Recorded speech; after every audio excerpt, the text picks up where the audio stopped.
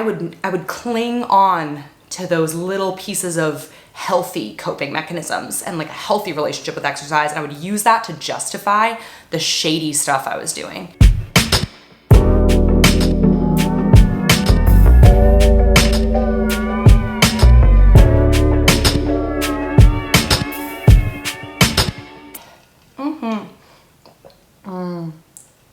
Wow, I'm so thirsty. It's like I've never tasted water before. Hi everyone, welcome back. So I'm doing a sit down video today, which is weird for me, but I wanted to talk about my fitness journey. But I want to do a couple disclaimers. The first being that there's literally no wrong way to train.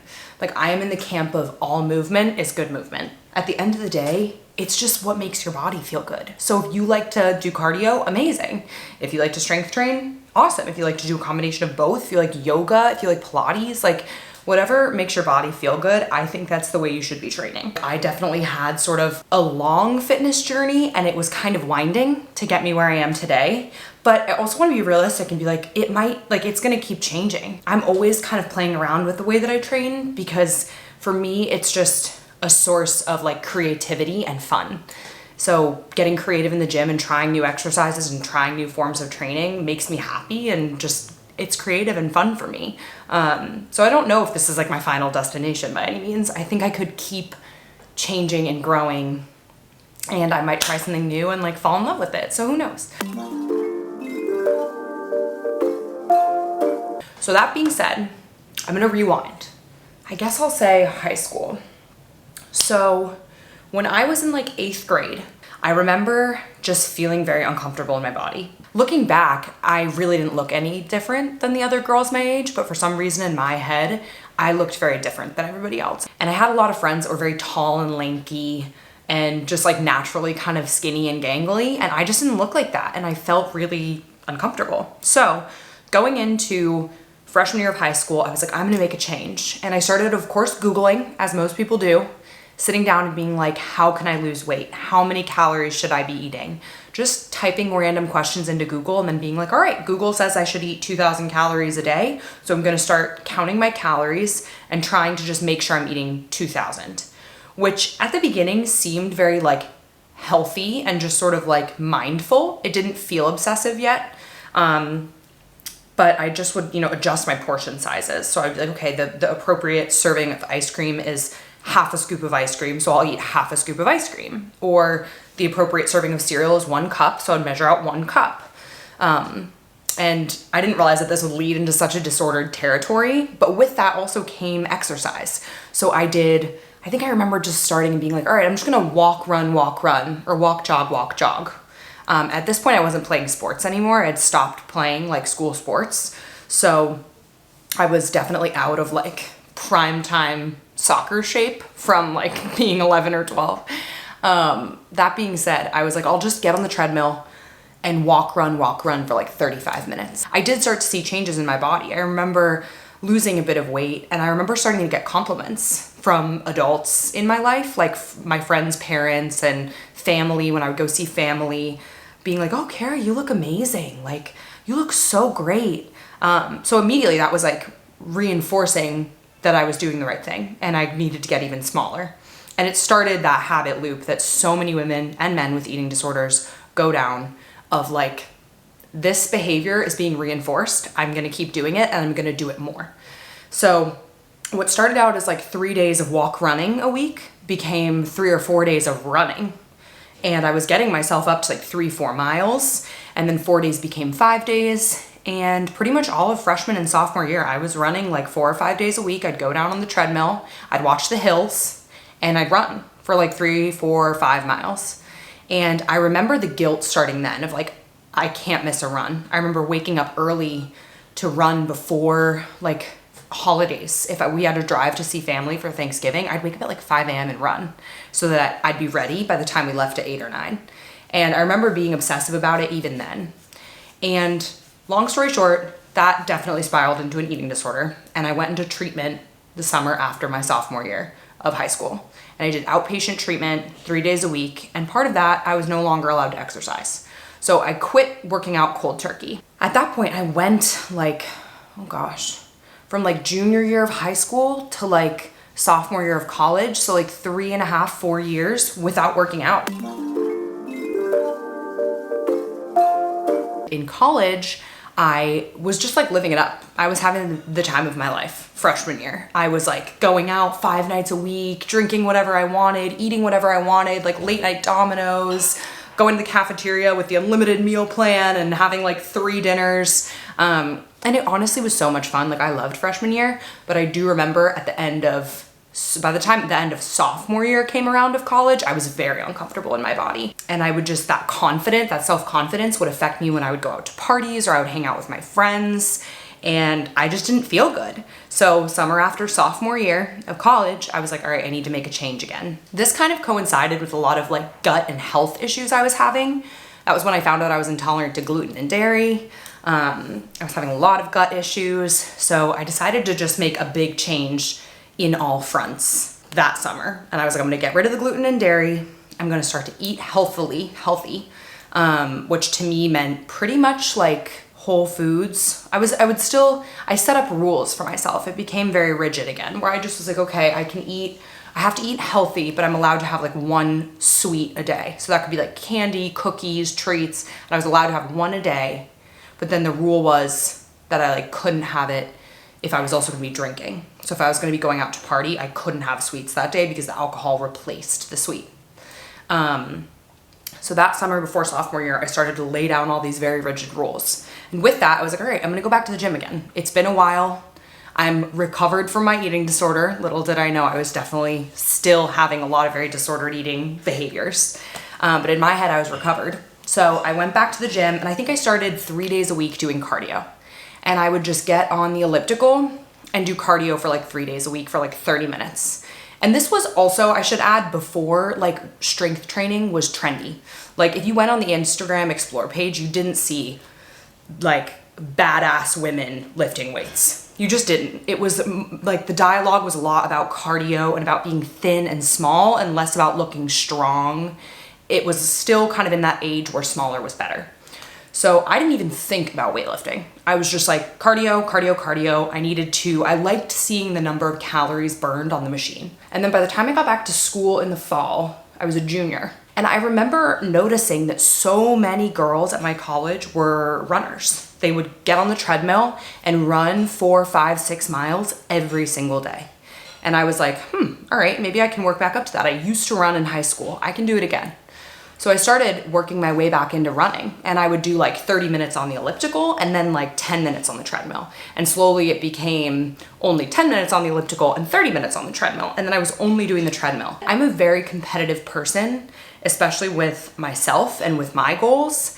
And because my goal was to look a certain way and be as small as I could be, to me, the treadmill was like, it solved every problem. It was before I was very educated on like how metabolisms work and how burning calories works and how like adaptation works when you train a certain way. So in my head, I would get on the treadmill and I would see that I burned like 1,500 calories after running for an hour. The thought didn't even cross my mind that that number was inaccurate, that there's no way a treadmill that's literally not attached to my body in any way can tell me how many calories I'm burning accurately. But in my head, that treadmill was like the Bible. And I was obsessed with burning those calories. I also started getting the feedback socially that I looked really good. I would go to parties and people would be like, oh my God, like what did you do over the summer? Like you look amazing. Like, you know, all these comments, that same thing just fueled that mindset of like, all right, it's clearly working. I can't go back because I have all this positive reinforcement. I don't want to go back. I only want to go forward, and forward means getting smaller and smaller. So I started running more and more. And it was kind of like a double-edged sword because I loved running. I loved the endorphin rush. I loved that feeling of just like after the first 2 miles, reaching that like runner's high where I felt like I could go forever.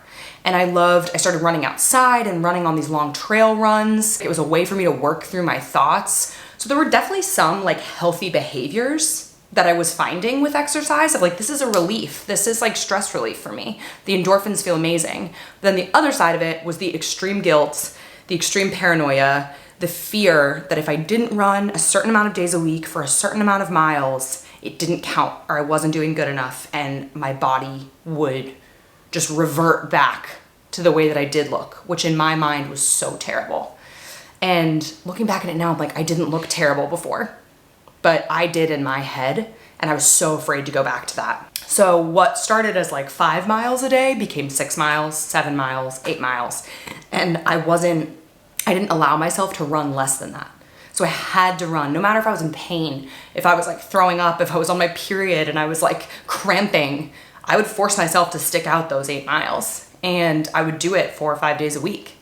And that was pretty much all of junior year. And then summer after junior year of college, I was like, I'm basically running a half marathon. So let me sign up for a half marathon. Signed up, I ran the half marathon. I got a really good time. I was really proud of myself. And I started to kind of like identify with the personality or the persona of a runner, but I wasn't really doing it for the right reasons. Like I was still deep down at my core doing it to control my body, which is why I say, like, if you love cardio, there's nothing wrong with that. If you hate weight training and you only want to do cardio, as long as you're doing it for the right reasons and you're not doing it to control your body, that's amazing. And same with weight training. As long as you're doing it for the right reasons and not as a form of punishment or self-hate, then keep doing it. Summer after I graduated, I was on a run, as I always was, and I felt the most intense pain in my hip that I've ever felt in my life. And I literally hobbled back to the car. I had to walk back like 3 miles to get to where I had parked. Hobbled back, made it home. The pain wasn't going away. I went to so many doctors. They thought it was like a labral tear, like a tear in the tendons around my hip. They did these like injected contrast MRIs in my hips. They couldn't find anything. And then I still was working out. I couldn't run because it was too painful, but I found that if I cycled, I was not in pain. So I would go to like spinning classes like 4 or 5 days a week. Still kind of hurting, but I'd push through the pain because I was that addicted to exercise, and I was that convinced that I needed to burn those calories every single day and that my body would just like blow up, transform, whatever if I didn't do it. So all this time that I was nursing this injury, I was still training. And eventually that fall, I went to a different doctor. He was like, let's do an x-ray. And I had fractured my hip. I had literally, in my femur, like the biggest, thickest, baddest bone in your body, I had a fracture that almost cracked my femur in half. And he was like, you need to stop doing everything. You can't stand for more than 30 minutes. You're not allowed to stand. Because if that fracture makes it through to the other side, you're gonna need pins in your hip and in your femur to hold it all together. You're literally this close to needing like a very intense surgery. So you need to just sit down for 3 months. Dead sedentary. And I was freaking out. I was like, oh my God, I'm so scared. I'm so terrified. Meanwhile, I had a great group of friends. It was when Ben and I were first starting to date. We were going out every single weekend to the bars, going out to dinner, like going out with our friends, having parties. I was so scared because I was like, I can't drink and not work out and not run. Like, my body's gonna blow up. I'm gonna gain all this weight. I was so scared. But it was a great exercise for me because nothing happened. I wasn't willing to sacrifice my social life. Luckily, I kept going out, kept seeing my friends and like living a normal life that I would have lived. But I was dead sedentary and I didn't really gain any weight. Like, nothing really changed with my body. And I think that was sort of a wake-up call to me that like running was not the thing that was keeping my body the way that I wanted it to look. In my head, it had always been the running. There were definitely some still other like eating disorder things happening at that time, but I think I learned through that recovery, through that like, injury recovery period, that I didn't need to run to stay a certain size. That like running did not equal me being small. And there was still a lot broken with my thought process. I wanted to be smaller. I always wanted to be smaller, thinner, skinnier. Like these words that I like really mattered to me. It mattered how people described me. It mattered that people would describe me as like, oh, Kara, she's that like skinny brown haired girl or whatever. That mattered a lot to me still. I started to go back to the gym and I would kind of mess around with circuits. So I would get like a medicine ball and like a kettlebell and do like kettlebell squats, like, and you do like, you know, like squat thrusters with a medicine ball, and sort of started playing around with different types of weight training exercises in the way that was like very low stakes. I didn't have to walk up to a barbell. I didn't have to like walk up to the Olympic squat rack. At the same time as all this is happening, I got a job and I moved to Boston, and I joined a gym there. And the gym had amazing classes. They were known for the classes. That's why I joined, because I was like, all right, I don't really know what I'm doing exercise-wise. I had taken a couple of like Barry's boot camp classes and I knew I liked them. I knew I loved the class environment. I loved how like pumped up it made me feel. It was a great way for me to just like get to the gym, motivate myself to go, and then have a fun class that was like, I didn't have to think about anything. I didn't have to plan the workout. I didn't have to do anything. I just had to show up. There was good music. I knew it would be a good workout.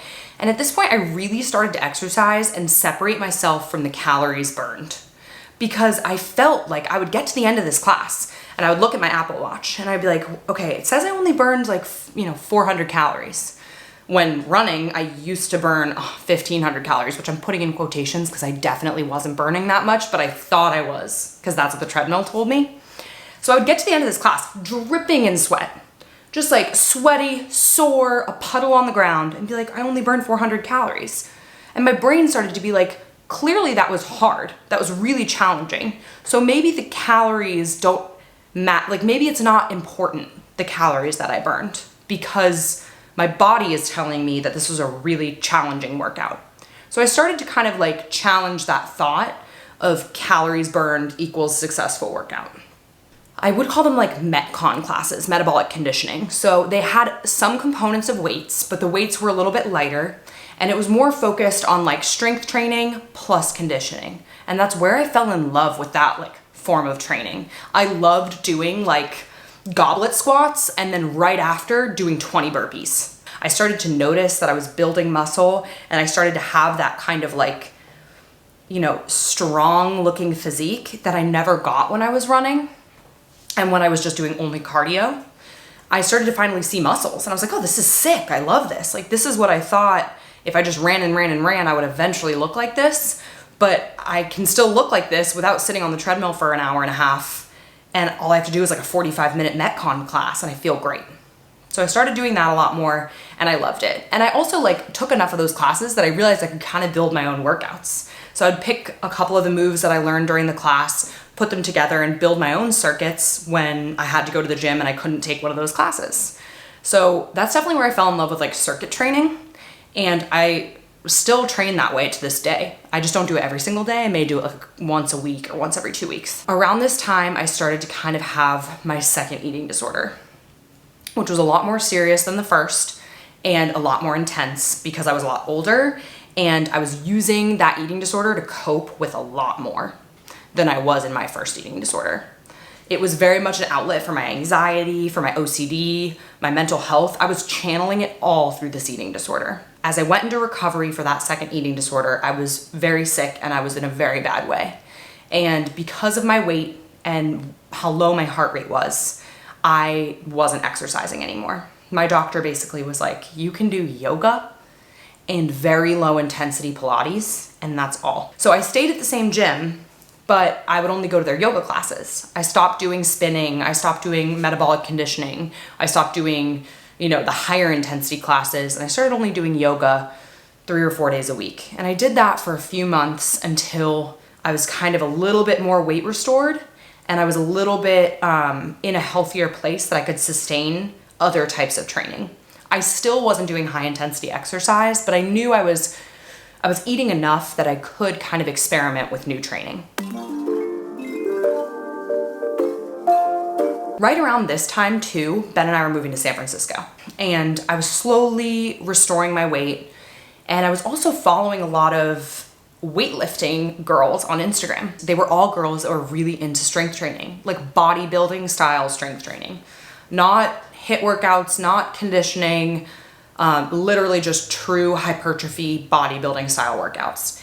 And I looked at their bodies and I was like, okay, so I really don't need to be like, burning all these calories, like sweating, dripping every single time I work out. I can experiment with other types of training and see if I like it.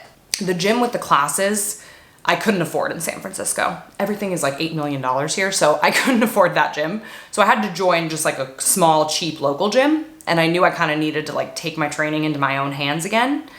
So I started just like teaching myself everything I could about weightlifting. I wanted to know the best form.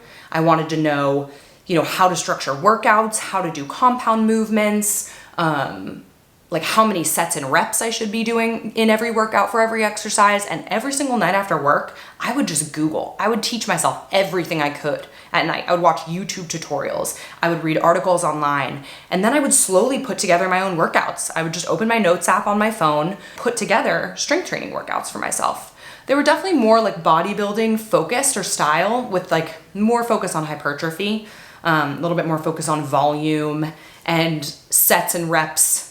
4 or 5 sets of like 8 to 10 reps was kind of what I was doing. But it was cool because it was getting me familiar with compound lifts. I was using, Smith machines and like dumbbells and kettlebells, but I was getting my form down on exercises like deadlifts, squats, bench press. I wasn't fully using like an Olympic squat rack yet. That still scared me a little bit, but I knew that I could get the movement down and focus on my form and get comfortable with that style of training. And at this point too, I was slowly increasing my calories, still trying to restore my weight and really heal my eating disorder. And I liked that this style of training, it didn't conflict with my eating disorder. It didn't trigger me. For a long time, cardio would really trigger me, and sweating and burning calories would really trigger me. But weightlifting felt like its own thing, where I could focus on getting strong. I could focus on building muscle, which would inherently increase my metabolism so that I could eat more calories. It supported like the school of thinking that my brain needed to get better. I had also been taking classes at Rumble Boxing, which is like, a boxing class similar to like a Barry's boot camp or anything. It's like a very cool, trendy like class. So I decided to get a job at this Rumble near me in San Francisco. And I was working at the front desk, checking people in, and I could take classes whenever I wanted. So that's where I fell in love with boxing. I got really good at boxing by going to Rumble like 3 or 4 days a week. Not 3 or 4 days, maybe like 2 days a week I would do Rumble, and get really good at boxing. And I realized like, okay, I still like cardio. I still like high intensity training. I was definitely recovered from my eating disorder at this point, and I was eating enough calories and I felt good, so I could train, I could do cardio without it being triggering for me. So I was in a good place mentally to be like, all right, I can do weightlifting and I can sprinkle in some of this cardio, conditioning style workouts, boxing, like higher intensity stuff without getting obsessive about it. So I did that for a while, that mix of like hypertrophy, strength training, and boxing, conditioning workouts. And my split would be like 2 boxing classes a week and then like 3 strength training workouts a week. And at this point, like I was kind of getting knowledgeable enough that my friends would come to me and be like, how should I work out? Like, will you write me some workouts? Like, and I was kind of just socially being known as like the girl that likes to work out, and not from a place of being obsessive about it. It was like the first time in my life where I wasn't doing it to shrink myself. I was doing it because I really liked it and because it made me really happy and I felt like I was good at it. And it was just like a creative outlet for me.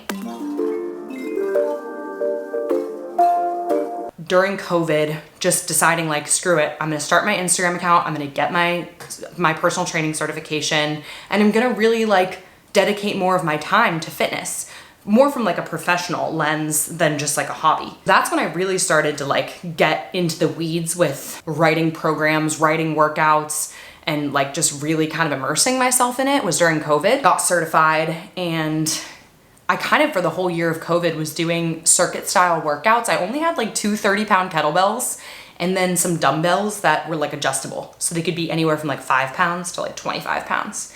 And I managed for a year to have like amazing workouts with just those weights. I would do things like suitcase deadlifts, goblet squats, sumo squats, Z presses. I could do a ton of movements with just those pieces of equipment. And I worked out from home for like a year. And then when I was finally able to get back to a gym, I started to really kind of focus on challenging myself with strength training again, but focusing more on like my really good compounds. Like I started getting really into deadlifting. I started getting really into bench pressing, squatting. I'm gonna go to the squat rack. I'm gonna hang out at the squat rack, me and the squat rack. And I loved it. And I was like, okay, this is awesome. I feel like that kind of takes me to where I am now. Which is a little bit of a hybrid of all of those things. I feel like I love hypertrophy training, bodybuilding style training, more volume, focusing on sets of like 8 to 10 reps at like 70% max, 65, 70% max. That's where most of my workouts are. But I still love mixing in things like boxing, running, conditioning, using like the ski erg, the calisalt bike, the rower, and kind of putting together circuits and supersets that mix in like cardio with strength. That kind of feels like my boxing roots or my time, you know, right after I moved to San Francisco and I was doing a lot of circuit style stuff, or back in Boston when I was at that gym.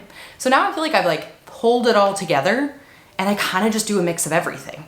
And at this point, it's like, I'm not really trying to build more muscle. I'm content with my muscle mass.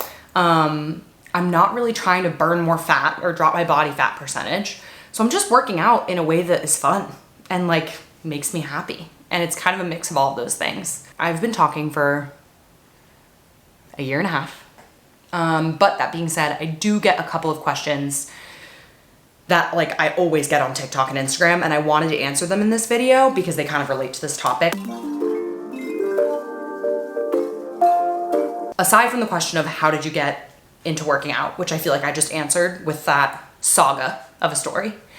The second question I get a lot is, I'm a beginner, how do I start and where do I start?